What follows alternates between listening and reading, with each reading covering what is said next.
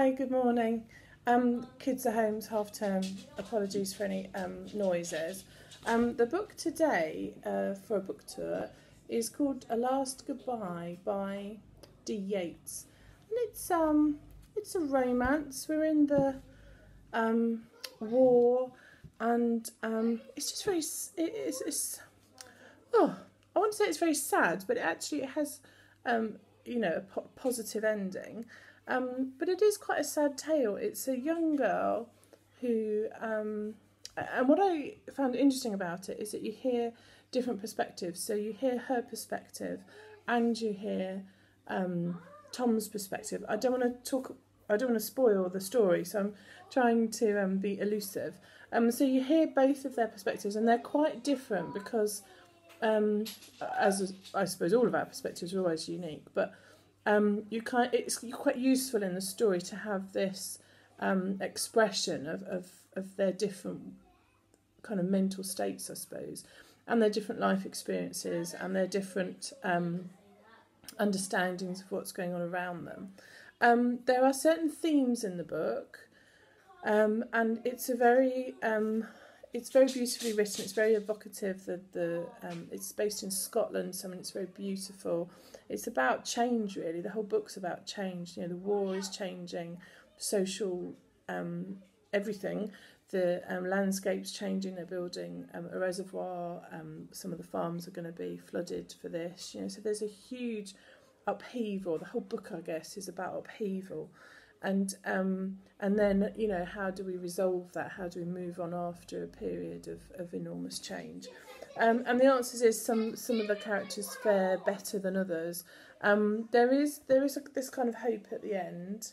I think it was a lovely book. I enjoyed reading it.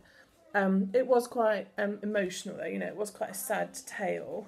I just wanted to know a bit more, I think.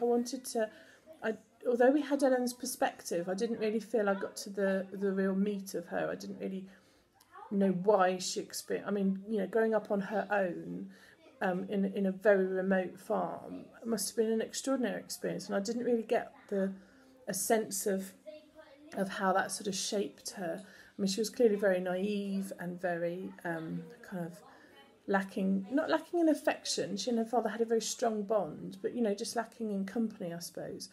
And I kind of wanted to know more. I think I would have enjoyed less of the sort of technical language and the sort of facts, I suppose, about what was happening, and more of that emotional. It's such an emotional story, but I wanted to know a bit more. And I found Tom a really interesting character. I think his experiences in the war are just so. And I guess I'm from a mental health background, so I immediately kind of see this, really clear mental health impact that it's had on him, and no support for that in this period. And even now, I think there's challenging levels of support. And just, his lack of ability to manage that on his own, and his kind of lack of willing, I suppose, to change or to acknowledge anything that he would consider weakness. So it's also a slightly frustrating tale, because there are these people who kind of, everyone's in a situation not of their own, of their own creation, but not of their own desire. All of the characters are even the peripheral characters are very trapped, physically and metaphorically, in their situations. And I found that really interesting, the idea that all of the characters are unable really to be themselves, except possibly the doctor. I guess she's living sort of her true self, and she's always very honest and upfront, and she appears very happy at the end. But even then, I got a sense of her kind of doing what she felt was socially acceptable, rather than perhaps living alone or whatever. Anyway, I perhaps look too deeply into these things. That's entirely possible. It's an enjoyable book. It's a beautiful setting. It's a quite challenging topic. I think First World War is always challenging, but it's also about farm life, kind of rural farming, and the challenges of that. it's very physically demanding.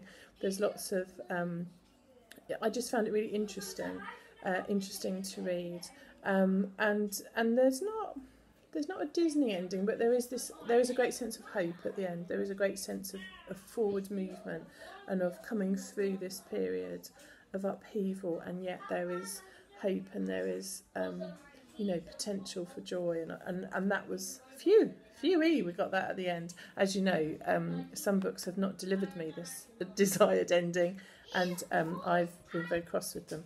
So this for me did give that little nugget at the end. So I'll show you again. It's a very beautiful picture. It's called A Last Goodbye by Dee Yates, and it's a lovely book.